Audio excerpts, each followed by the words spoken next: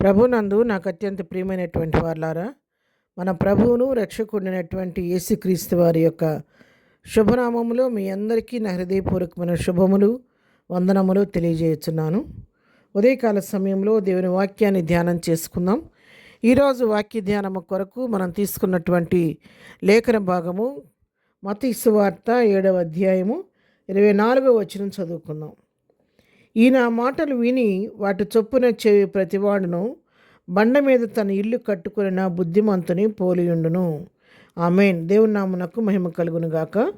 ఈ వాక్య భాగాన్ని మనం గమనించినట్లయితే, మరి దేవుని మాటలు విని ఆయన ఆజ్ఞను గైకొని ఎవరైతే ధర్మశాస్త్రం అనుసరించి ఆయన వాక్యాన్ని అనుసరించి మరి దేవుడు చెప్పిన మాట చొప్పున జీవిస్తారో వారు ఎలా ఉంటారంటే బండ మీద ఇల్లు కట్టుకున్న బుద్ధిమంతుని పోలి ఉంటారంట.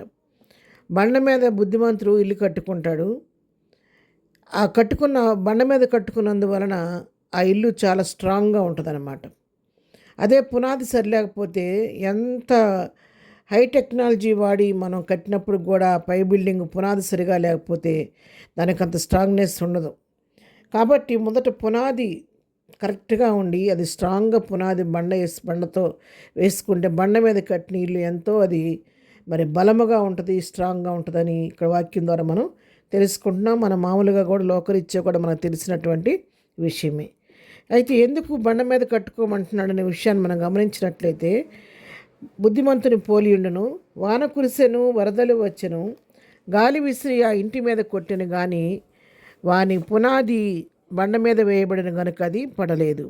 చూసారా, బండ మీద పునాది వేసుకున్నందువలన జరిగినటువంటి మేలు ఏంటంటే, వర్షం వచ్చినప్పటికీ, వరదలు వచ్చినప్పటికీ, గాలి విసిరినప్పటికీ, ఆ ఇంటి మీద పెనుగాలి వచ్చి దాన్ని కొట్టినప్పటికీ, తుఫాను తాకిడికి గురైనప్పుడు కూడా ఆ ఇంటి యొక్క పునాది బండ మీద వేయబడింది కాబట్టి అది పడకుండా స్థిరముగా నిలబడుద్దని ఇక్కడ వాక్యంలో మనం చూస్తూ ఉన్నాం. మరి ఒకవేళ బండ మీద వేయకుండా మనకి దేని మీద వేస్తారు? మరి ఆ విధంగా వేయటం వలన ఏం జరుగుద్దని దాని గురించి చూస్తే కింద వచ్చిన మనం చదువుకున్న 26వ వచనం, మరియు ఈయన మాటలు విని వాటి చొప్పున చేయని ప్రతివాడు ఇసుక మీద తన ఇల్లు కట్టుకున్న బుద్ధిహీనుని పోలియుండును. ఎవరైతే ప్రభువు మాటలు విని కూడా వాటి చొప్పున చేయకుండా, ఆయన ఆజ్ఞని గైకొనకుండా, ఆయన వాక్యాన్ని పాటించుకోకుండా తన ఇష్టానుసారంగా జీవిస్తూ విని విడిచిపెట్టేవారు ఎలా ఉంటారంటే వాళ్ళు ఇసుక మీద పునాది వేసుకున్నటువంటి ఇల్లులాగా ఉంటారని, వాళ్ళని ఏమని పిలుస్తున్నాడంటే దేవుడు ఇక్కడ బుద్ధిహీనుడు అని పిలుస్తున్నాడు. బుద్ధిహీనుని పోలియుండును అని చెప్పి ఇక్కడ మనం బండ మీద పునాది వేసుకున్న వాడిని బుద్ధిమంతుడని సంబోధించాడు. ఇసుక మీద పునాది వేసుకున్న వాడిని బుద్ధిహీనుడు అని ఇక్కడ వాక్యం సంబోధిస్తూ ఉంది. ఇతరు ఇసుక మీద వేసుకున్నందువల్ల ఏం జరుగుతుందంటే, వర్షం వాన కురిసెను, వరదలు వచ్చెను, గాలి విసిరి ఆ ఇంటి మీద కొట్టెను, అప్పుడు అది కూలబడ్డను, దాని పాటు గొప్పదని చెప్పాను. ఇసుక మీద పునాది వేసుకున్నటువంటి వాని ఇంటి యొక్క పరిస్థితి ఏంటంటే, మరి వర్షం వచ్చింది, వరదలు వచ్చినాయి, మరి గాలి విసిరి ఆ ఇంటి మీద కొట్టినందువలన ఆ ఇల్లు వర్షం వచ్చి వరదలతో వచ్చి గాలి విసిరి ఇంటి మీద కొట్టినందువలన ఏమైందంటే అది దాని పడిపోయింది. ఎందుకు పడిపోయింది? దాని పునాది స్థిరంగా లేకపోవటం వలన, పునాది సరిలేకపోవటం వలన, పునాదిలో గట్టితనం లేకపోవటం వలన ఇసుకకి అది ఆ వరద నీళ్ళకి ఇసుక ఏమైపోయింది, కొట్టుకుపోవటం వల్ల ఇల్లు పడిపోయి భయంకరమైన పాటు పడిందని చెప్పి ఇక్కడ వాక్యం సెలవిస్తూ ఉంది. కాబట్టి ఇక్కడ దేని గురించి మాటలు చెప్పబడ్డాయి అంటే, మరి దేవుని వాక్యం విని మనం 21వ వచనం మనం గమనిస్తే, ప్రభువా నన్ను పిలిచి ప్రతివాడును పరలోక రాజ్యంలో ప్రవేశింపడు కానీ పరలోకమందున్న నా తండ్రి చిత్త ప్రకారం చేయవాడే ప్రవేశించును. దీని గురించి చెప్తూ అందరూ పరలోక రాజ్యంలో ప్రవేశించరు కానీ తండ్రి చిత్తం చేయవారే ప్రవేశిస్తారని చెప్తూ, తండ్రి చిత్తాన్ని చేసేవారు, దేవునాజ్ఞలు గైకొనేవారు బండ మీద పునాది వేసుకున్న బుద్ధిమంతుని పోలి ఉంటారు.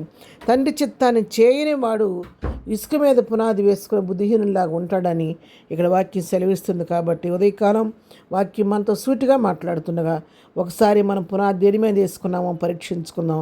బండ మీద వేయబడితే దేవునికి స్తోత్రం. ఒకవేళ తెలిసి తెలియక ఇసుక మీద పునాది వేయబడినట్టు మనం బ్రతుకుంటే ఈ దినమే వాక్యం ద్వారా మన హృదయాన్ని సరిచేసుకొని ఈ రోజు నుంచే దేవుని చిత్తానుసారంగా జీవించడం అలవర్చుకొని ప్రభు కృపకు పాత్రలు అవుదాం. ప్రార్థన. ప్రేమగల తండ్రి పరిశుద్ర ఉదయకాలం నాతో మాతో మాట్లాడారు మీకు వందనాలు. బండ మీద వేయబడిన పునాది వేయబడినటువంటి గృహంలాగా మేము స్థిరంగా నీలో కట్టబట్టడానికి సహాయం చేయండి. ఈ దినమంతా నీ కృపాక్షేమాన్ని మాకు తోడుగుంచండి. రాకపోకల్లో కాపుదల దయచేయండి. పనిపాట్లో సహాయం చేయండి. దినం బర్త్డే మ్యారేజ్ చేసుకుని బిడ్డలను దీవించి ఆశీర్వదించమని ప్రతి వారి పట్ల కృప చూపమని యేసు నామములో ప్రార్థించి అడిగి పొందుకొని ఉన్నాము తండ్రి. ఆమెన్. ప్రభు కృప సదాకాలము మనందరికీ తోడయుండి నడిపించును గాక. ఆమెన్.